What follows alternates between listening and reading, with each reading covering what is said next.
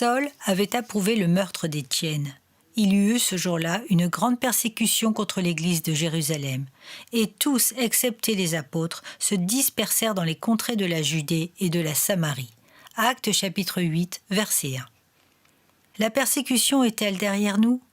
Que nous dit Jésus à ce sujet dans Jean chapitre 15, versets 20 à 23 ? Souvenez-vous de la parole que je vous ai dite, le serviteur n'est pas plus grand que son maître. S'ils m'ont persécuté, ils vous persécuteront aussi. S'ils ont gardé ma parole, ils garderont aussi la vôtre.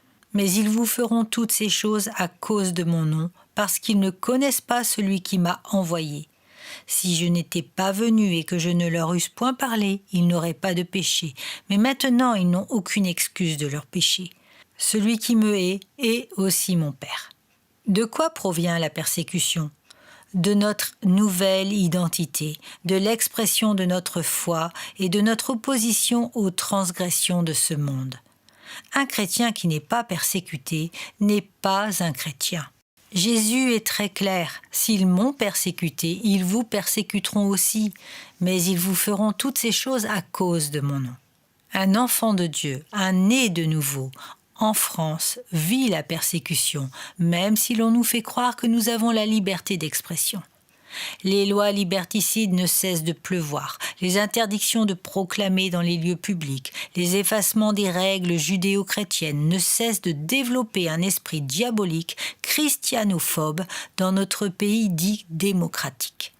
Que dire des lois sur l'avortement, la PMA et les dérives d'identité sur les sexes masculins et féminins ? Peut-on être chrétien en France et dire que nous ne sommes pas persécutés ? La persécution n'est pas que physique, elle est aussi morale et surtout spirituelle. Éphésiens chapitre 6, versets 10 à 13 nous le rappelle. Au reste, fortifiez-vous dans le Seigneur. Et par sa force toute puissante, revêtez-vous de toutes les armes de Dieu, afin de pouvoir tenir ferme contre les ruses du diable. Car nous n'avons pas à lutter contre la chair et le sang, mais contre les dominations, contre les autorités, contre les princes de ce monde des ténèbres, contre les esprits méchants dans les lieux célestes. Alors, frères et sœurs, il nous faut être prêts, car le retour de Jésus se rapproche, et l'opposition ne cessera de vouloir nous faire tomber.